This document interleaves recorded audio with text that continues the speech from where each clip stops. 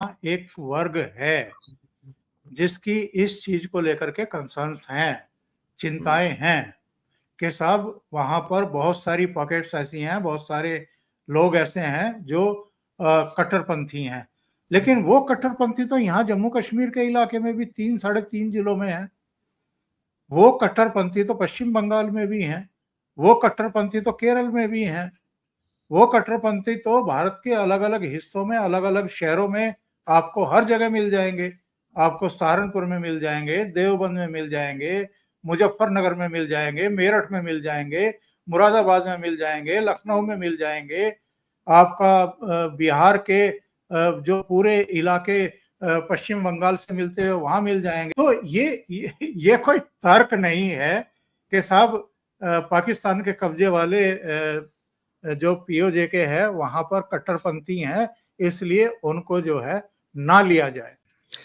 Hello नाजरीन, मैं हूं डॉक्टर अमजद यूब मिर्जा और आप देख रहे हैं मेरा चैनल रेडियो हिमालय न्यूज। नाजरीन, Rajnath Singh Indian defence minister, उन्होंने एक बयान दिया और उस बयान में उन्होंने कहा कि पीओजे के लोग हमारे अपने हैं और पीओजे के लोग हमारे साथ एक शामिल होंगे, वो हमारी फैमिली हैं, इंडिया की फैमिली का हिस्सा है। ये बयान आना था कि पाकिस्तान के ऐवानों में खलबली मच गई और गिलगित बल्तिस्तान और पीओजे के अंदर भी इसके ऊपर काफ़ी बहस शुरू हो गई कि क्या वाकई भारत पाकिस्तानी ऑक्युपाइड जम्मू कश्मीर और गिलगित बल्तिस्तान को वापस अपने लेने के लिए अब तैयार है। इसी पर बात करने के लिए मेरे साथ इंतहाई महत्वपूर्ण यूट्यूबर, सीनियर जर्नलिस्ट इंडिया से जुड़ रहे हैं, उनको जोड़ लेते हैं। जनाब ओमकार चौधरी साहब, और उनको हम ये आ गए हमारे साथ। बहुत thank you very much sir, आपका बहुत शुक्रिया, आप हमारे साथ याद करने के लिए बहुत बहुत धन्यवाद आपका।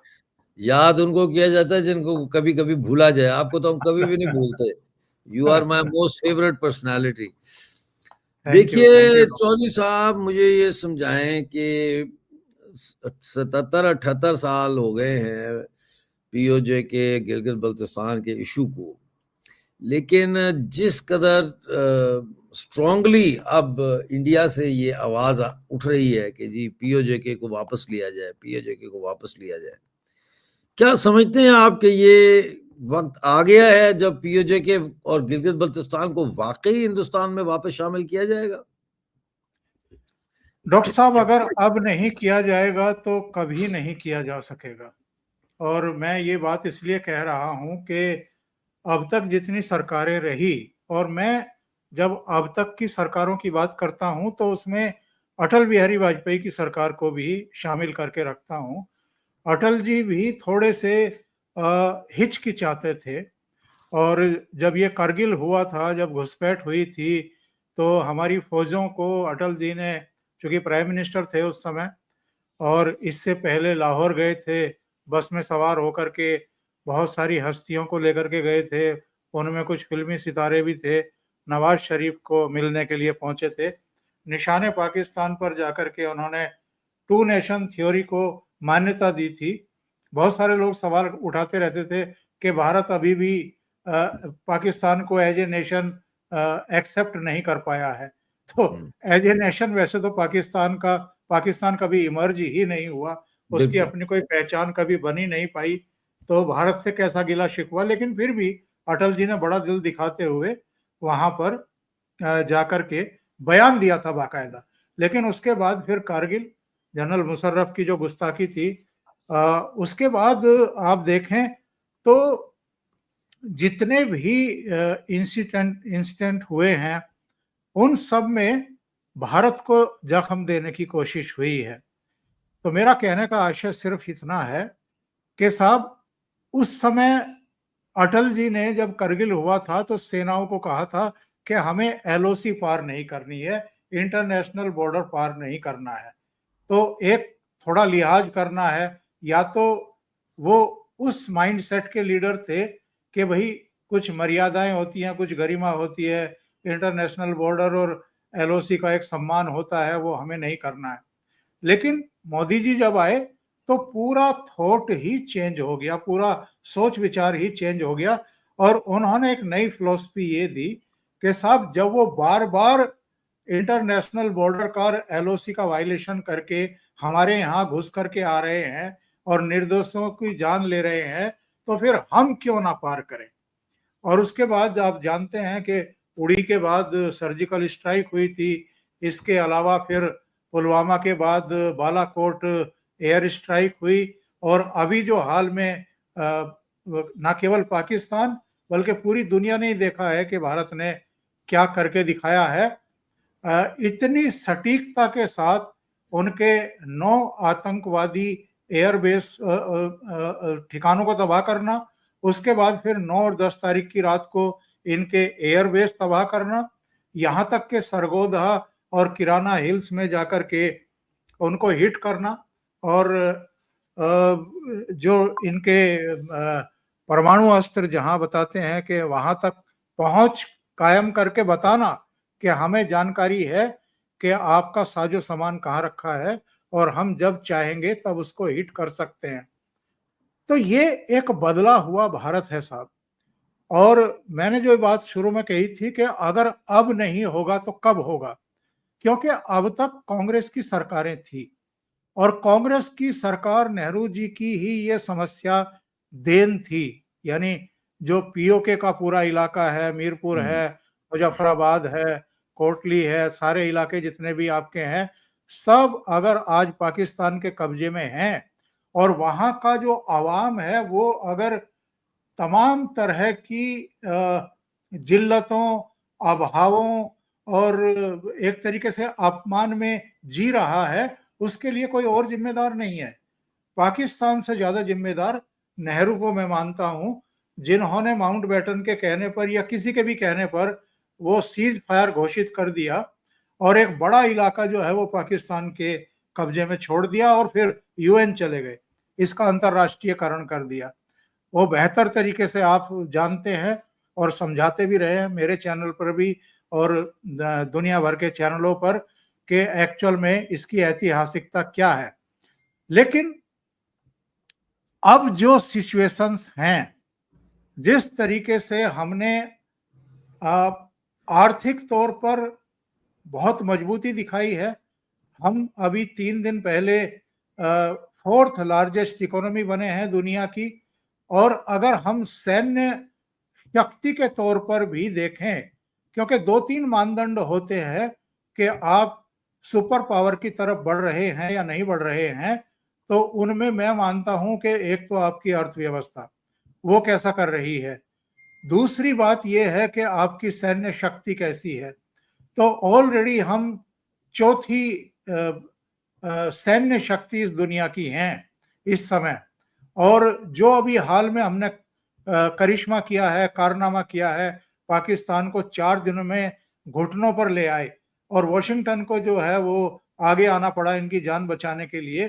तो ये 2 कारण, और तीसरा कारण मैं मानता हूं जो सुपर पावर की तरफ जब आप बढ़ते हैं तब तीसरा कारण के घरेलू मोर्चे पर कितना अमन है, शांति है, कितना सौहार्द है, कितना एक दूसरे के प्रति सहयोग की भावना है और कितना नेशनलिज्म है, राष्ट्रवाद है।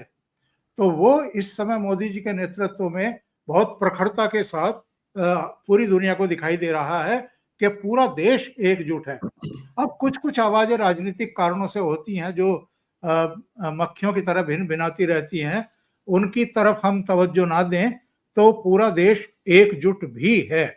ऐसे में राजनाथ सिंह साहब ने आईएनएस विक्रांत पर जो बयान दिया सोल्जर्स के बीच में, जब वो उनकी पीठ थपथपाने के लिए गए थे, तो उनका एक बयान ये आया कि साहब वो जो पाकिस्तान के कब्जे वाला पीओजेके का इलाका है, गिलगिट है, बाल्टिस्तान है, वहां हमारे अपने नागरिक हैं, हमारे अपने भाई हैं, और एक दौर ऐसा आएगा जब ये लोग खुद कहेंगे कि हम भारत हैं, यानी भारत का तिरंगा वो अपने हाथों में उठाएंगे और वो पाकिस्तान को प्रेशराइज करेंगे, पाकिस्तानी मिलिट्री को इसके लिए मजबूर करेंगे कि वो पूरा इलाका जो है वो खाली करके चले जाएं ताकि वो भारत के साथ मर्ज कर पाएं।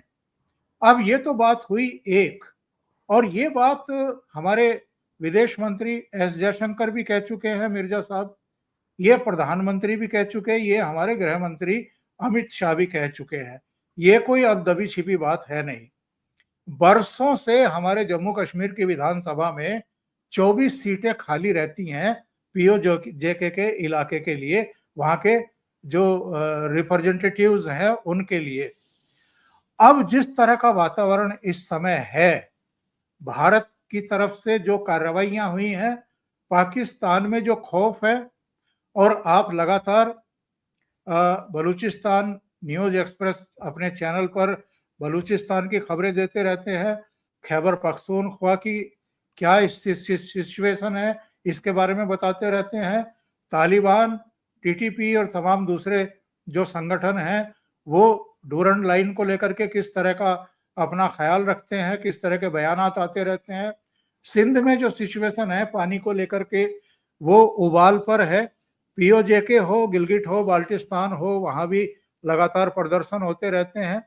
तो पाकिस्तान इस समय बिल्कुल जो कहते हैं ना कि डीस्टेबलाइज स्थिति में जो है वो पहुंच चुका है, और बस एक धक्का मारने की जरूरत है जब ये कई टुकड़ों में बट जाएगा, क्योंकि अच्छा, वहां की जो ये सेना। चौधरी साहब, कतला कलामी, माफ, आपको काटा बीच में, दैट्स वेरी रूड जी of me, but I am sorry. मैं ये एक ज़हन में सवाल आता है कि बहुत सारे लोग जो है वो ये भी सुनने में आता है भारत से, हम सुनते हैं कि वो कहते हैं कि जी हमें पीओजेके नहीं लेना, वहाँ पे तो बड़ी रेडिकलाइजेशन है, बड़े मुसलमान हैं, तो ये जम्मू कश्मीर के साथ शामिल हो जाएंगे तो फिर यहाँ पे मुसलमानों की ताकत और ज़्यादा हो जाएगी। तो मैं सोच में पड़ जाता हूँ कि मतलब है, जम्मू कश्मीर पीओजेके जम्मू कश्मीर का हिस्सा है, गिलगित बल्तिस्तान भी हिस्सा है, हम भारत का हिस्सा हैं। और फिर ये आर्गुमेंट जब आता है तो मैं थोड़ा कंफ्यूज हो जाता हूँ। इसके बारे में मैं चाहूंगा कि आप ऑनेस्टली जो है वो अपनी ओपिनियन दें कि ये क्या आर्गुमेंट है, और इसको मतलब है कि पहली बात तो ये जेन्युइन आर्गुमेंट है या नहीं है। मैं तो कहता हूँ ये जेन्युइन आर्गुमेंट नहीं है, क्योंकि पीओजेके के लोग और गिलगित बल्तिस्तान के लोग रेडिकलाइज नहीं है, कुछ पॉकेट्स हैं रेडिकलाइज, लेकिन जनरली स्पीकिंग वो रेडिकलाइज नहीं है। ये तो प्रोपेगेंडा है पाकिस्तान का, और इनके जो ट्रेनिंग कैंप्स वहां पे है और यहाँ से घुस बैठ चुकी होती है, तो इसलिए ये तासुर मिलता है। बहरहाल आपकी मैं इस पे टेक लेना चाहता हूँ। देखिए, आपने बिल्कुल सही बात कही है। यहाँ एक वर्ग है जिसकी इस चीज को लेकर के कंसर्न्स हैं, चिंताएं हैं कि साहब वहां पर बहुत सारी पॉकेट्स ऐसी हैं, बहुत सारे लोग ऐसे हैं जो कट्टरपंथी हैं। लेकिन वो कट्टरपंथी तो यहाँ जम्मू कश्मीर के इलाके में भी 3 साढ़े 3 जिलों में है। वो कट्टरपंथी तो पश्चिम बंगाल में भी हैं, वो कट्टरपंथी तो केरल में भी हैं, वो कट्टरपंथी तो भारत के अलग अलग हिस्सों में, अलग अलग शहरों में आपको हर जगह मिल जाएंगे। आपको सहारनपुर में मिल जाएंगे, देवबंद में मिल जाएंगे, मुजफ्फरनगर में मिल जाएंगे, मेरठ में मिल जाएंगे, मुरादाबाद में मिल जाएंगे, लखनऊ में मिल जाएंगे। आपका बिहार के जो पूरे इलाके पश्चिम बंगाल से मिलते हैं वहां मिल जाएंगे, झारखंड में मिल जाएंगे। मुर्शिदाबाद में मिल जाएंगे। तो ये कोई तर्क नहीं है कि साहब पाकिस्तान के कब्जे वाले जो पीओजेके है वहां पर कट्टरपंथी हैं, इसलिए उनको जो है ना लिया जाए। अब सवाल खड़ा होता है, बहुत सारे लोगों के की चिंता ये भी है कि साहब बहुत बड़ी संख्या में जब मुसलमान जो हैं वो भारत में और मिल जाएंगे, तो ओवरऑल इनकी जो संख्या है और जो इनकी सीटें हैं वो बहुत ज्यादा बढ़ जाएंगी, लोकसभा में बढ़ जाएंगी, जम्मू कश्मीर विधानसभा में बढ़ जाएंगी। तो फिर जो एक ये सपना है कि भाई कभी वहां भारतीय जनता पार्टी का मुख्यमंत्री हो, कभी कोई हिंदू मुख्यमंत्री बने महाराजा हरि सिंह की तरह, तो उस तरीके का सपना क्या कभी पूरा हो पाएगा? देखिए, ये सब चिंताएं अपनी जगह हो सकती हैं, मैं इससे इनकार नहीं कर सकता हूं। लेकिन हमें जब एक बड़े कोज के लिए हम आगे बढ़ते हैं, और जब बहुत बड़े कैनवास पर हम चीजों को विजुअलाइज करते हैं, और जो खतरे हैं इस समय उनको देखते हैं, क्योंकि चीन आपके सिर पर बैठा हुआ है, आपका रेशम मार्ग बंद हुआ पड़ा है। इसके अलावा सामरिक दृष्टि से ये पूरा इलाका कितना महत्वपूर्ण है, और जब आपकी फौजें वहां पहुंच जाएंगी तो सिचुएशंस किस तरीके से चेंज होंगी। तो ये हमें थोड़ा-सा देखने की और सोचने समझने की ज़रूरत है। तो वो सब अपनी जगह चिंताएँ, और जहाँ डेमोक्रेसी होती है वहाँ हर तरह के ख़्यालों को, विचारों को, मतों को सामने आने देना चाहिए। लेकिन जब ये फैसला होगा और जब सरकार इसके बारे में निर्णय ले लेगी कि अब ये करना है, आप देखेंगे डॉक्टर साहब वो हो जाएगा। बहुत शुक्रिया चौधरी साहब हमारे साथ जुड़ने का। नाज़रीन, आपने ओमकार चौधरी साहब की इंतहाई इम्पोर्टेंट एनालिसिस और बातें सुनी हैं। सबसे ज़्यादा इम्पोर्टेंट जो मैं समझता हूँ आज के प्रोग्राम में जो हिस्सा था वो ये लास्ट वाला हिस्सा था, जिसमें ओमकार चौधरी साहब ने इस सवाल को एड्रेस किया है कि भाई पीओजे के अगर शामिल हो जाता है तो यहाँ पे जो है कट्टरपंथी आ जाएंगे और ये सारा हो जाएगा। बहुत शुक्रिया देखने का चौधरी साहब, आपका बहुत शुक्रिया, आप हमारे साथ जुड़े बहुत-बहुत और हमारे धन्यवाद। चैनल की इज्जत में आपने बहुत ज़्यादा इजाफा किया जुड़ने से। बहुत आपका एक दफ़ा फिर मैं अभिनंदन करता हूँ, थैंक यू करता हूँ आपका कि आप जुड़े। जय हिंद दोस्तों, और देखते रहें हमारा रेडियो हिमालय चैनल।